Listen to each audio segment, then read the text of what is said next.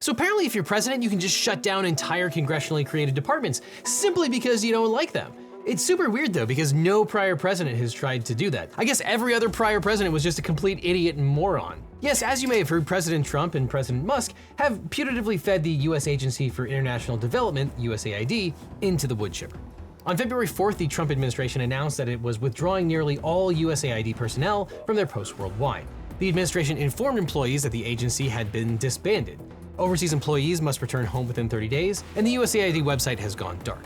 What kind of programs are affected by the shutdown? Well, emergency medical care for displaced Palestinians and Yemenis fleeing war, heat and electricity for Ukrainian refugees, and HIV treatment and Mpox surveillance in Africa. Or as President Trump said, USAID has, quote, been run by a bunch of radical lunatics and we're getting them out. And as ProPublica reported, USAID employees are not going down without a fight. Quote, on Friday morning, the staffers at half a dozen US-funded medical facilities in Sudan who care for severely malnourished children had a choice to make: defy President Donald Trump's order to immediately stop their operations or let up to 100 babies and toddlers die.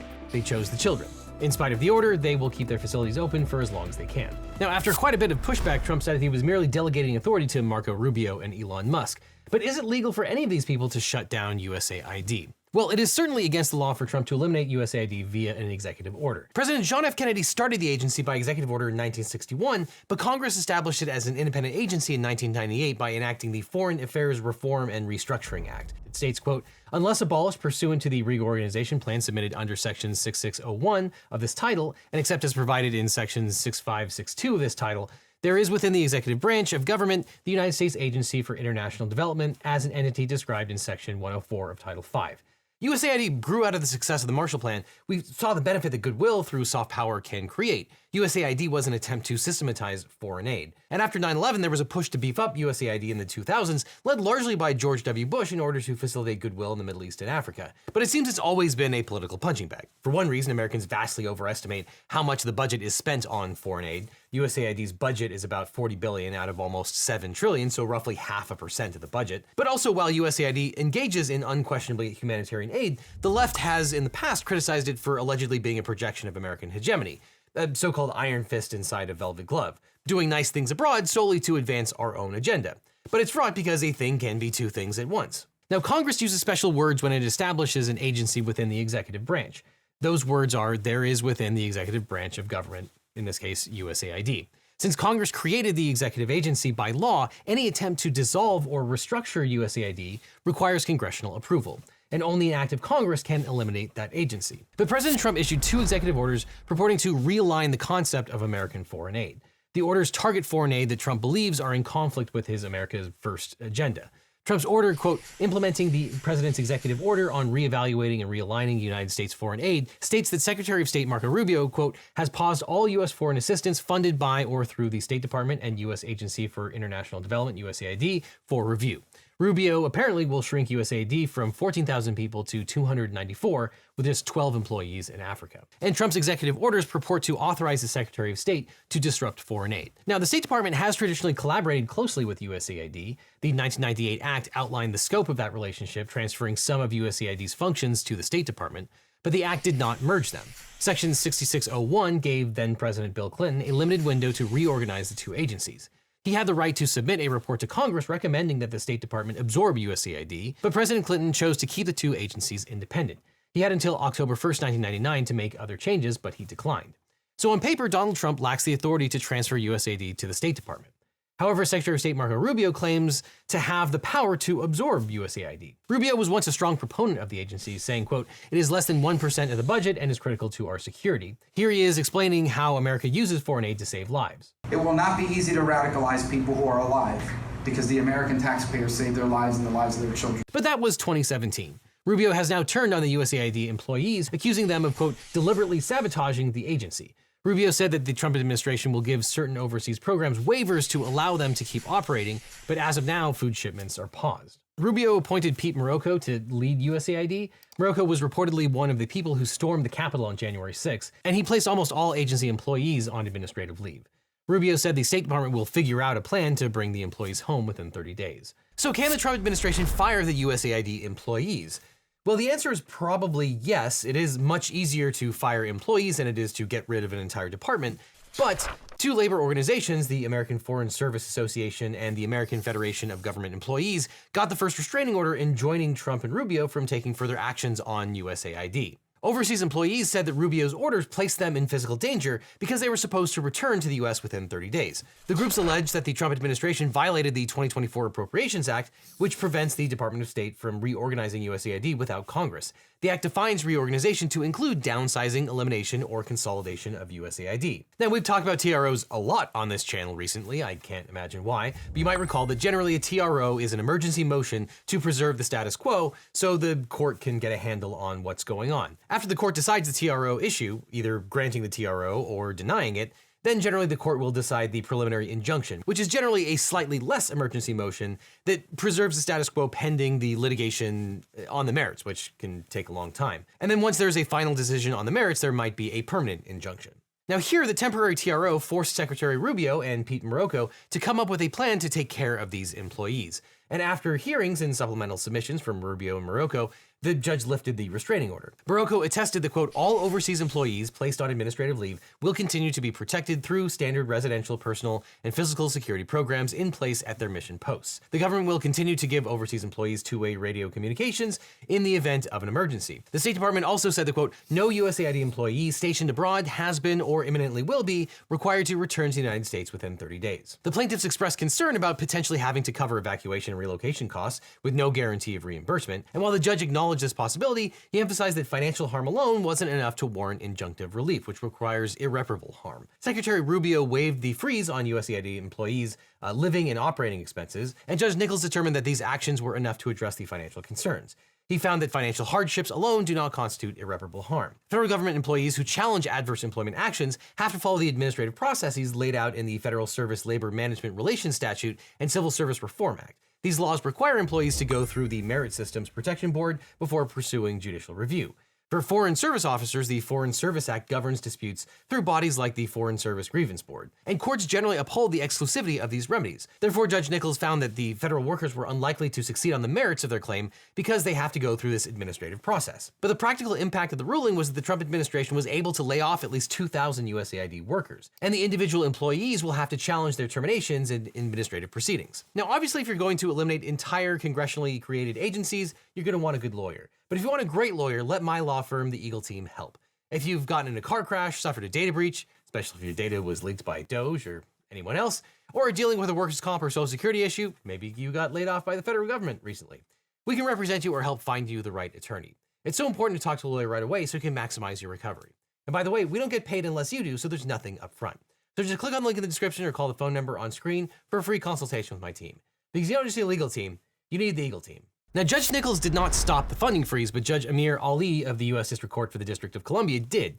Judge Ali enjoined the administration from, quote, suspending, pausing, or otherwise preventing the obligation or disbursement of appropriated foreign assistance funds in connection with any contracts, grants, cooperative agreements, loans, or other foreign assistance award that was in existence as of January 19, 2025. The judge made his determination after Public Citizen and the American Bar Association filed two lawsuits. The AIDS Vaccine Advocacy Coalition and the Journalism Development Network received federal grants from USAID to support their work. Congress approved their funding in the Further Consolidated Appropriations Act of 2024, but Rubio issued a stop work order that essentially prevented them from doing their work. They alleged that Trump usurped Congress and violated the Take Care Clause, and they argued that Rubio's stop work orders are arbitrary and capricious in violation of the Administrative Procedure Act, the Anti-Deficiency Act, and the Impoundment Control Act, which we've talked about a lot recently. And the American Bar Association filed a lawsuit on behalf of Global Health Group and several other nonprofits and for-profit groups, alleging that the funding freeze impacted their operations.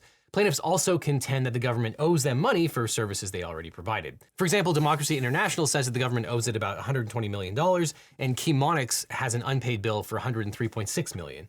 And as we've talked about, in most cases, it is illegal for the president and the secretary to unilaterally withhold congressionally appropriated funds. But things are heating up because late Tuesday night, the government said it will continue to impound funds, but said they were only freezing contracts when the agency had specific statutory authority to do so. The government insisted it is reviewing every contract, and that substantially all the terminations were permitted under the terms of the contracts. So that ruling temporarily gave Trump the green light to lay off the workers. But what about the funding freeze? Well, Judge Amir Ali of the U.S. District Court for the District of Columbia ruled that both the AIDS Vaccine Advocacy Coalition and the Journalism Development Network are eligible to receive federal grants from USAID to support their initiatives.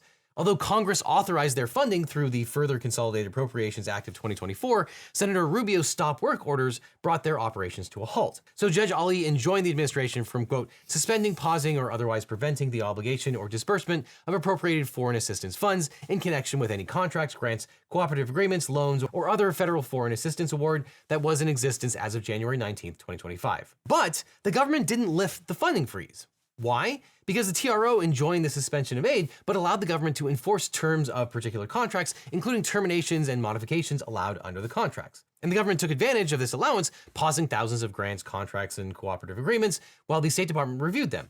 The administration says, quote, at least substantially all of USAID's actions and a large share of the State Department's actions to terminate or suspend foreign aid contracts and grants could have been allowed by the terms of those instruments or terms implicitly incorporated into those instruments. Implicitly incorporated doing a whole lot of work there. So the plaintiffs asked the court to enforce the order and find the government defendants in contempt. And on February 20th, the court granted plaintiffs' motion for enforcement of the court's TRO. Judge Ali agreed that the government could review contracts, quote, however, the court's TRO does not permit defendants to simply continue their blanket suspension of congressionally appropriated foreign aid pending a review of the agreements for whether they should be continued or terminated. That is the very action that the court temporarily enjoined because plaintiffs had shown that blanket suspension pending review would cause irreparable harm and was likely arbitrary and capricious under the APA for failing to consider the massive reliance interests. The court was not inviting defendants to continue their suspension while they reviewed contracts and legal authorities to come up with a new post hoc rationalization for the en masse suspension. But the court declined to find the administration in contempt because the government recognized that, quote, prompt compliance with the order is required. Judge Ali left the door open to find them in contempt if they do not release congressionally appropriated funds. So now we're waiting to find out if the defendants really do respect Judge Ali's orders. And I really hope they follow the court's orders. If so, the blanket freeze should be reversed right away. If the defendants defy the judge, then we'll have a bigger problem. And as of right now, it's not clear whether the government is in full compliance with these orders or not. Courts have the authority to enforce the ruling through contempt proceedings, which may result in fines, sanctions, or even imprisonment for officials responsible for defying orders. And I fully expect that the plaintiffs in all these cases will continue to seek further legal remedies. And as with all of these current issues, President Trump could always ask Congress to pass a law authorizing the reorganization of USAID. He doesn't have to do this by executive order, but it's entirely possible that the administration wants this fight. In extreme cases, prolonged defiance could trigger a constitutional crisis if we're not already in one, where the judiciary and executive branches clash over authority. But the 1998 Act does not give the Secretary of State authority to fire employees or put them on leave. But what about Elon Musk and DOGE?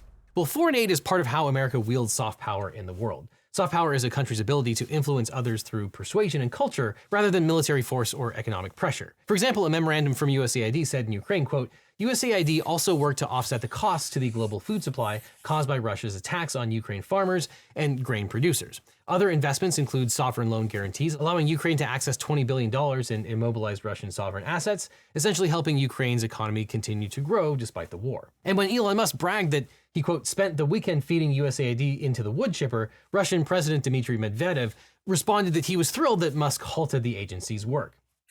That kind of tells you all you need to know. And the New York Times reported that foreign strongmen cheer as Musk dismantles U.S. aid agency. And you can see why countries hostile to the United States, like Russia, want to end USAID. Though Elon Musk may have had other motives for targeting USAID. The USAID's Inspector General was investigating Musk's partnership between his Starlink company and the Ukrainian government. Ukrainian soldiers accused Musk of illegally selling Starlink terminals to Russia, allowing the military to make significant gains in its drone war. And after USAID announced its investigation, Musk said the agency was criminal and evil. Now, the 1998 Act does not give the Secretary of State authority to fire employees or put them on leave.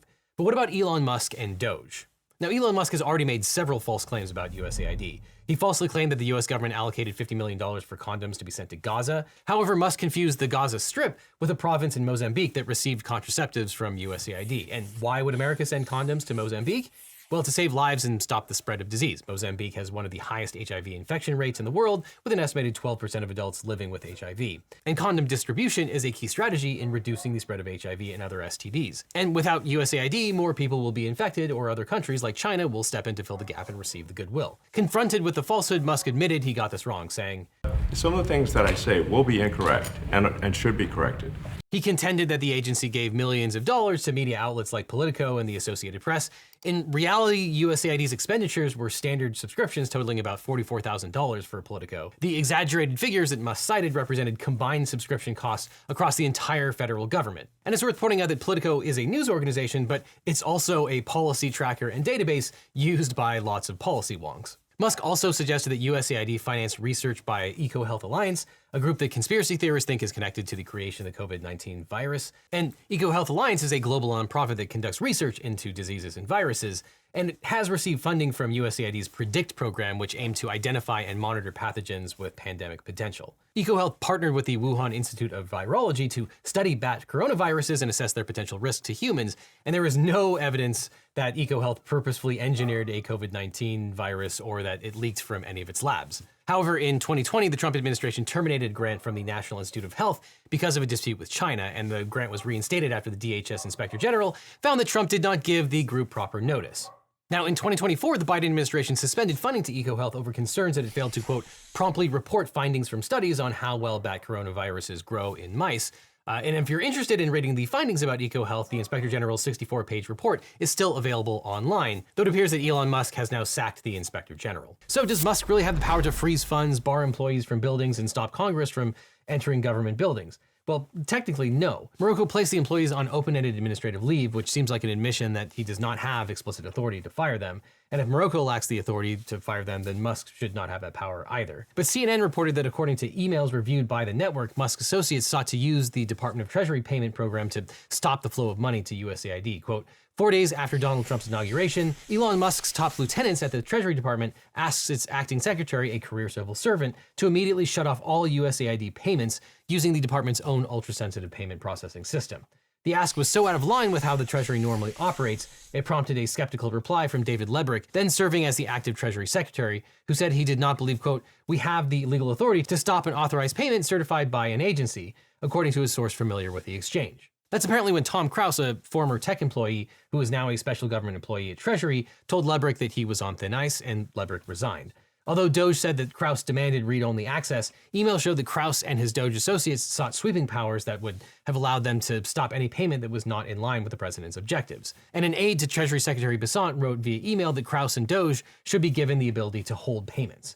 Now, all of this is plainly illegal. As we recently explained, withholding funding violates the Impoundment Control Act of 1974, which requires congressional approval to block discretionary spending. On February 6th, a federal judge approved temporary restrictions on DOGE's ability to share sensitive Treasury Department data outside of the agency, but that case did not deal with USAID directly. But during a hearing, Krause reiterated that he only had read-only access over payment systems. Now, President Trump could ask Congress to pass a bill dissolving USAID, but so far he's chosen to bypass Congress entirely. And since the president controls the executive, without meaningful oversight by Congress, Musk will continue to run amok. And Democratic members of Congress tried to subpoena Musk to appear before the Oversight Committee to explain his actions, but their motion failed when not a single Republican voted for it. Republican Senator Susan Collins confirmed that locking up the USAID building and terminating programs created and funded by Congress, quote, is exceeding the president's constitutional authority. However, Collins said that she would still vote to confirm Russ Vought to lead the Office of Management and Budget.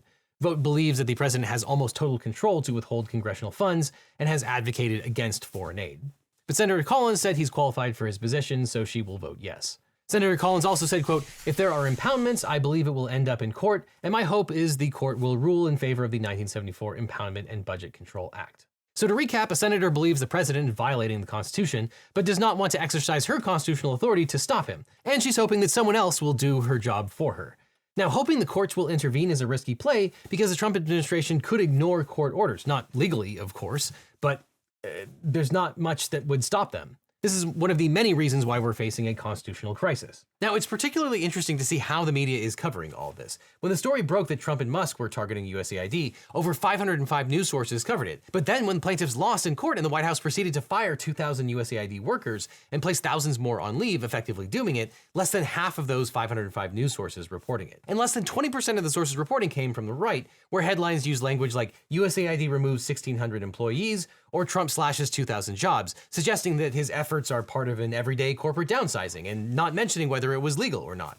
And then in the center and left, which accounted for 50% and 30% respectively, headlines were significantly more likely to use the harsher words like fire, highlighting the punitive nature of Trump's actions. And that's why I like to see the news from as many angles as I can, which I do with the help of today's sponsor, Ground News. Ground News is a website and app developed by a former NASA engineer on a mission to give readers an easy, data-driven, and objective way to read the news. And right now they're offering LegalEagle viewers 40% off their unlimited access Vantage subscription. You can scan the QR code or use the link in the description to get a discount for a limited time. Because Ground News gathers related articles from around the world and across the political spectrum, so you can see the bias and compare coverage. Every story comes with a quick visual breakdown of the political bias, factuality, and ownership of the source's reporting, all backed by ratings from 3 independent news monitoring organizations. And one of my favorite parts is their bias comparison feature, which highlights specific differences in reporting across the political spectrum. This can be especially helpful when you're reading stories from sources you've never heard of, and there's no telling who owns it or what agenda they might have. I also love their blind spot feature, which shows you stories that are unreported by either side of the political spectrum. Like the story of the plaintiffs that we're covering in this video asking the federal courts to hold the Trump administration in contempt for brazenly defying court orders. And this story was only covered by one right-leaning source. And this type of analysis helps explain why we often talk past each other and why some people seem hyper-focused on what seems like nonsense or fake news. But that's why Ground News is my favorite way to get the news. And as a legal eaglet, you can save 40% off the Ground News Vantage subscription by scanning the code on screen or clicking on the link down below. This subscription gives you unlimited access to every feature, including the Bias Insight tool and blind spot feed. And by subscribing, you'll support an independent news platform working to make the media landscape more transparent. So click on the link to get a discount today. And after that, click on this link over here for more Legal Eagle, or I'll see you in court.